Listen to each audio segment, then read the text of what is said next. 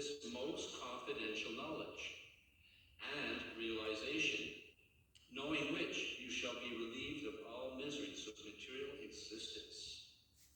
So please repeat. The Supreme Personality of Godhead said, "My dear Arjuna, because you are never envious of me, I shall impart to you this most confidential knowledge and realization, knowing which you shall be relieved of the miseries of material existence." So now the purport. Actually, that's the beauty of this Bhagavad Gita, is that it's not only does it have the original Sanskrit, it has a Roman transliteration. That's how you pronounce it if you're using like the English language. Then it has a word for word, breaks each word down. And then it has a beautiful translation. And it has a wonderful purport, which explains the verse in the context of the whole Gita. I highly recommend, if you don't have Bhagavad Gita as it is, we'll be more than happy to give you one. Purport. As the devotee hears more and more about the Supreme Lord, he becomes enlightened. This hearing process is recommended in Srimad Bhagavatam. Quote, "The message of the Supreme Personality of Godhead, the messages of the Supreme Personality of Godhead are full of opulence, potencies, and these potencies can be realized if topics regarding the Supreme Godhead are discussed amongst devotees." That's a very powerful statement. The messages of the Supreme Personality of Godhead are full of potencies, and these potencies can be realized if topics regarding the Supreme Godhead are discussed amongst devotees. So that's exactly what we're going to be doing this evening. That's what we're doing this evening. We're discussing the topics of the Supreme Personality of Godhead, which are full of potencies, and they can be realized.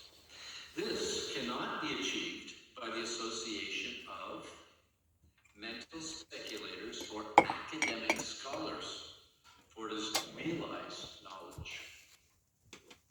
Of course, it doesn't mean that if somebody's an academic scholar, if he's a devotee, all the better. But if he's just an academic scholar, then this subject matter won't be realized. You can't understand it just with an academic scholar. You can have an academic scholar come and recite Bhagavad Gita. You can have somebody who can recite Bhagavad Gita, but he speculates on the meaning, so you can't understand it that way. You can only understand it by discussing it amongst devotees. This is a very important point. In Bhagavad Gita, Krishna gives a key to understanding Bhagavad Gita, or to understand his words.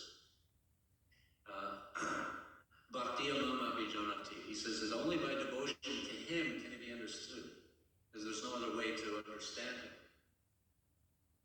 And this is interesting because so many scholars, mental speculators,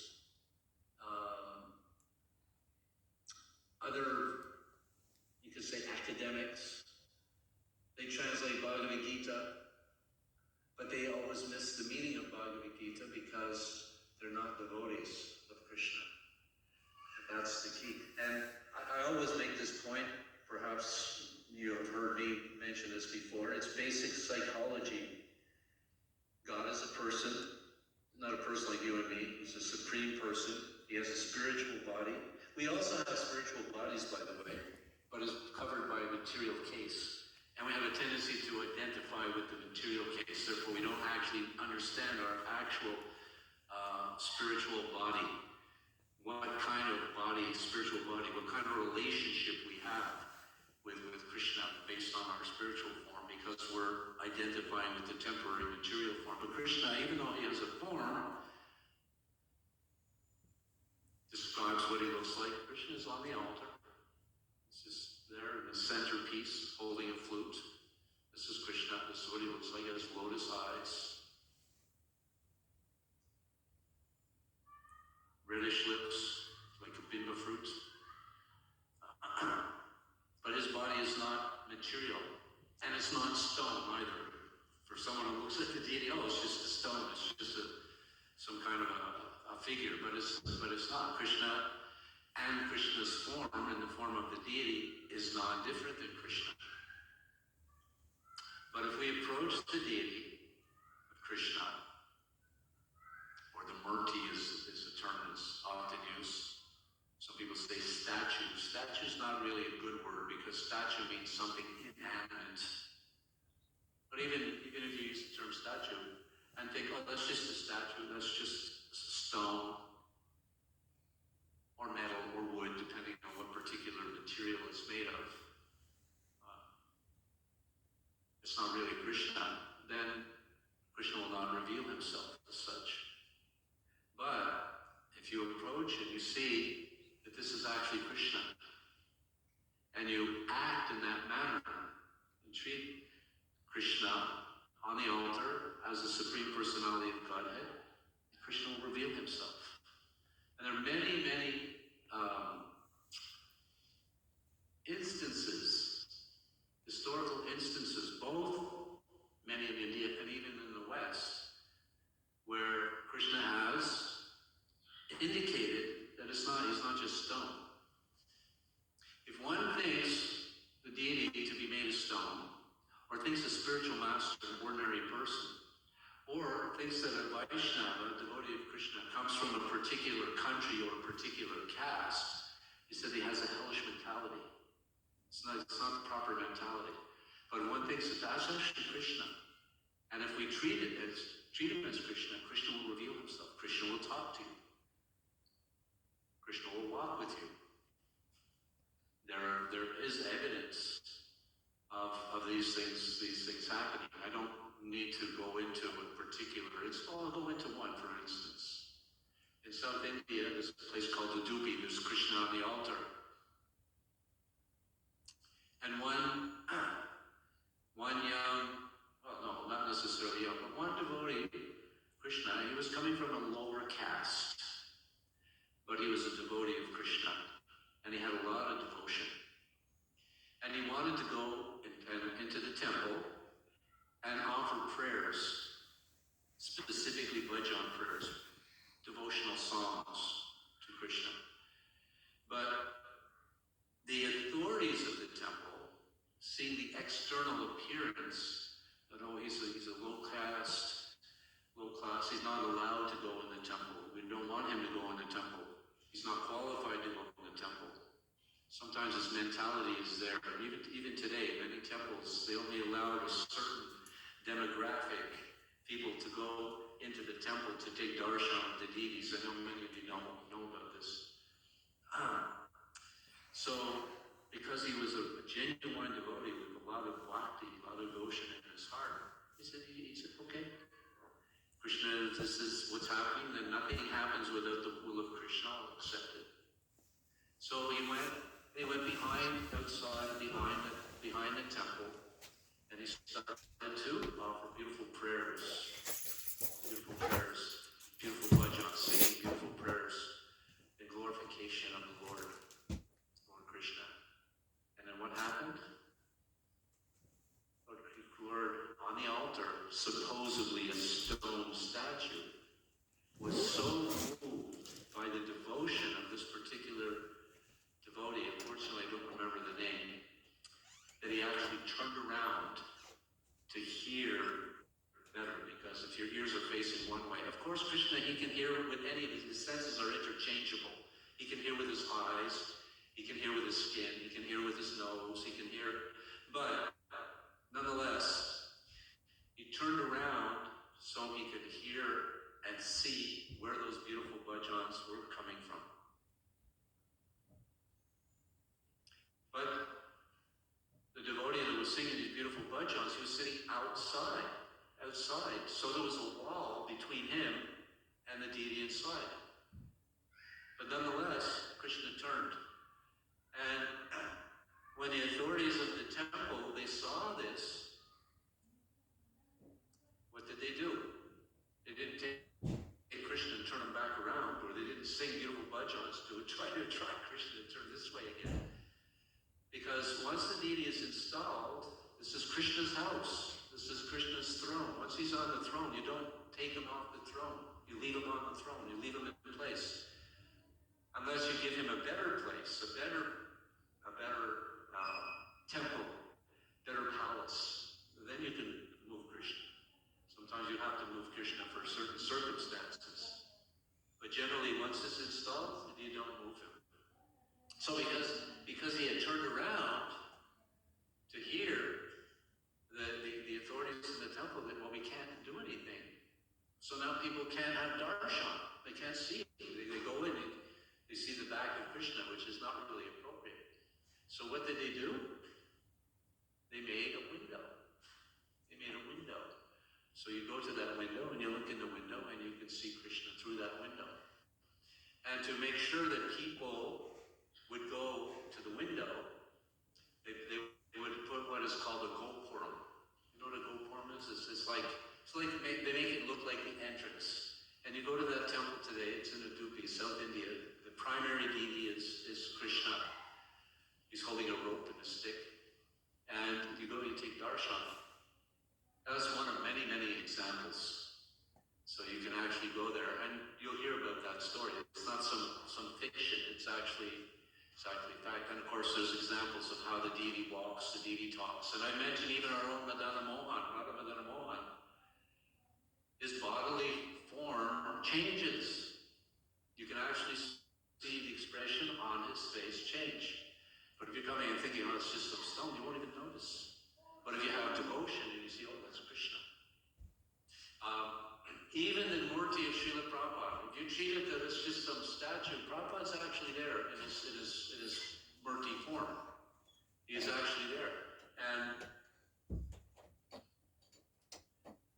on his appearance day, his birthday, once a year, we observe his appearance day and his disappearance pretty much in the same way. But the appearance day is the main day. We always bathe him. We also bathe Krishna on special. Actually, we bathe Krishna every day. Why? Because he's not a stone statue. He's actually Krishna. We bathe him every day. We dress him twice every day. We dress him with beautiful opulence. You come and you see Krishna. It's like when you have that devotion, Krishna appears happy. But if you neglect Krishna, he'll appear sad. You can actually see the expression. So, when you feed Krishna nicely, what happens when we eat a lot? We put on weight. So actually, Krishna will put on weight. He'll get bigger. And the evidence is, this is my wife, she used to sew when she was able to. Her eyes are a little weak now, but she would regularly sew the clothes. When she first started sewing clothes for Krishna, his waist was so many inches. The patterns were there. This is how many inches, fits nicely, but then, wait a minute, it doesn't fit anymore. His waist actually grew. So he could grow and he could shrink. Krishna can become heavier than the heaviest, can become smaller and lighter than the lightest. Even some mystic yogis have those kind of powers. There's 8 mystic powers. Krishna is Yogeshwar, the controller of the yogis. So all the yogic powers that a yogi has, Krishna has. So when we see the deity, it's nice to come and take darshan of Krishna, but try to keep in mind that that's actually Krishna. It's not just the form of Krishna. Krishna is actually present there. But it's only through devotion can we actually understand that. Let's continue with the purport.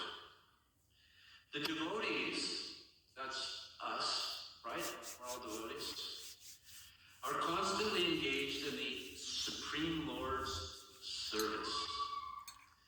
So, I'm sitting here, I'm not doing anything for Krishna. How can I be engaged in the Lord's service?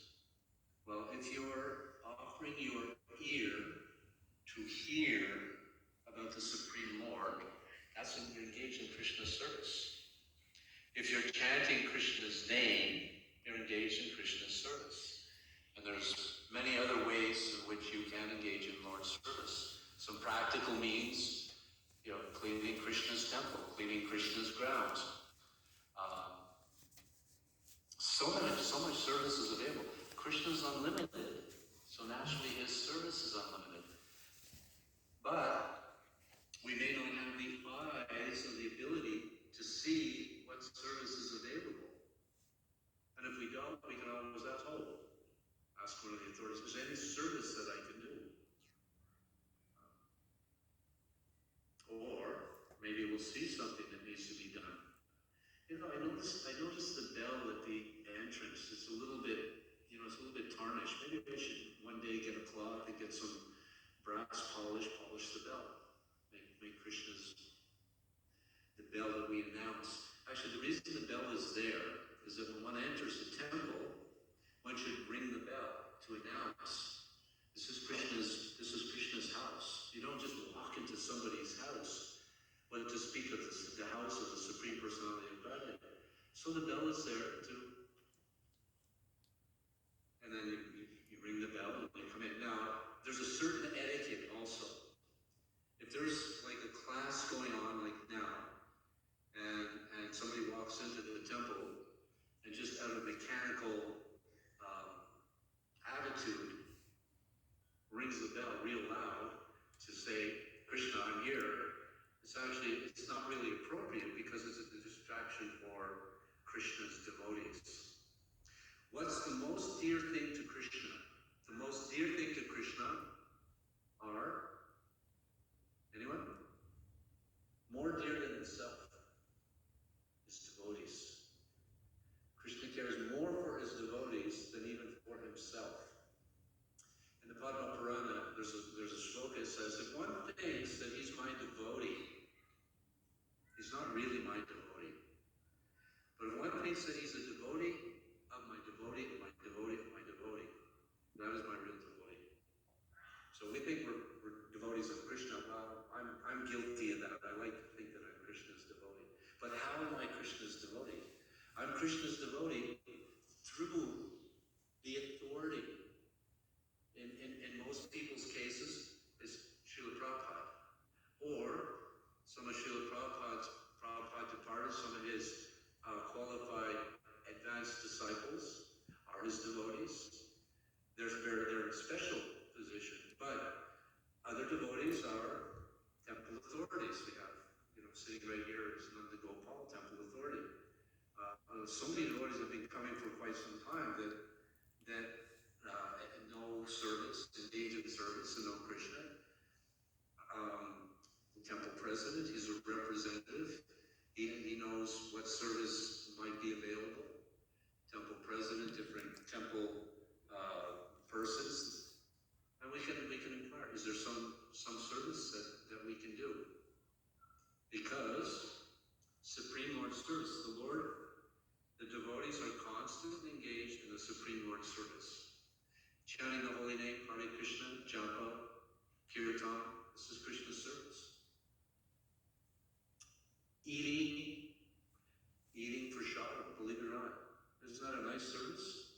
Everybody loves that service, practically speaking. Yeah. But when we take prasad, the tendency isn't so much to eat.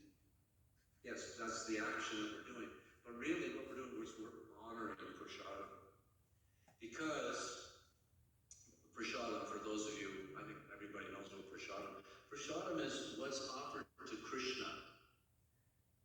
If it's offered with bhakti, with love, Krishna will accept it. And then what happens, he leaves his remnants.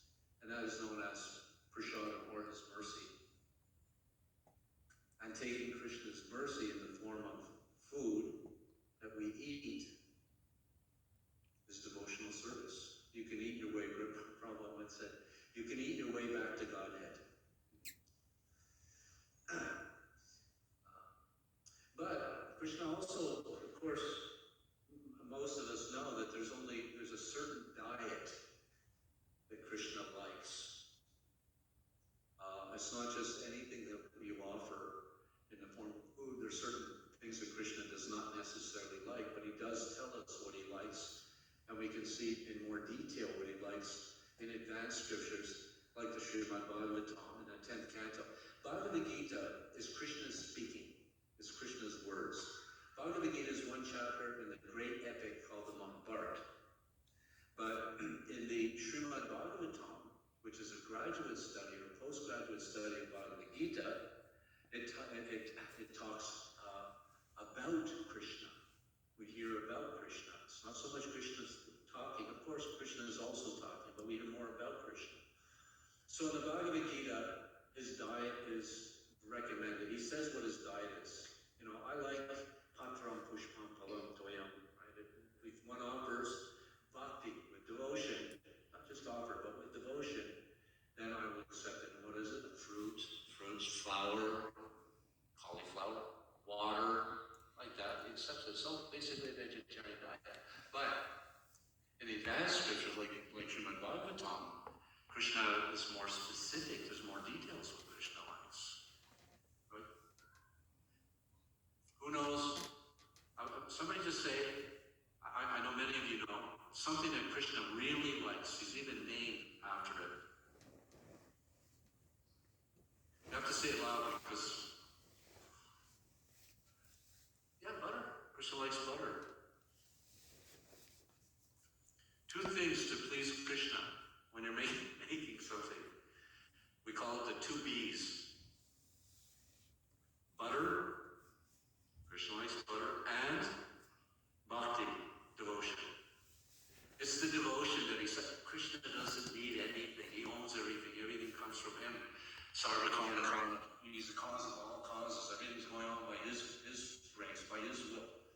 Everything. So there's nothing we can give. What can we give to? Let's look at a mundane example. Very, very wealthy. Is Elon Musk? He's the most wealthiest person now. Elon Musk. Does he have a family? I don't know. Anyway, somebody very, very, very, very wealthy. Bill Gates. Formerly he was the wealthiest person in the world. He's still pretty wealthy. What can we give him? We can't really give him anything. But if we please his son, or even if he has a pet dog, you please his pet dog, that's pleasing to him, right? So that's how you please Krishna, as you please Krishna's devotee. And we don't necessarily discriminate between this devotee and that devotee. Yeah, sometimes there's certain people that we resonate with, that we have a certain nature that, as I really like that devotee, or I don't like that devotee. But we should see all devotees as Krishna and see them equally and try to please everyone. Can you imagine a world? Just imagine a world where everybody's trying to please everybody else. Wouldn't that be nice? Right? And so, if you want to please the Supreme Personality of God, then please his devotees. How many devotees are here this evening? Pretty full temple. So, Prabhu, how can I serve you? Serving Krishna's devotees is pleasing Krishna. So, and what's the best way you can please Krishna's devotees? By giving them Krishna. And how do we give Krishna? We speak about Krishna. We give them Krishna Prashadam. Actually, there's 6 exchanges of love between devotees. 6 exchanges of love. Giving gifts, accepting gifts. Speaking in confidence, revealing one's mind in confidence. What knowledge is this? Confidential knowledge. So, that's the gift. We're giving the gift of confidential knowledge and confidence. And you're asking questions. Revealing one's mind, exchange. Giving of gifts. We give you, knowledge is also considered a gift. And you give a gift. You express appreciation by perhaps giving a donation to Krishna. Giving prashadam and accepting prashadam. Serving prashadam to the devotees and accepting prashadam from the devotees. So these are the 6 exchanges of love. And Srila Prabhupada's mission is based on these 6 principles. So, to be a servant of the servant of the servant of Krishna, this is the perfection of being a devotee of Krishna. Because as we started to say, Krishna, 2 minutes? I have 2 minutes. I have 3 minutes. Okay, wow, that went quickly. I still have a whole purport to speak on. Okay, I think we got the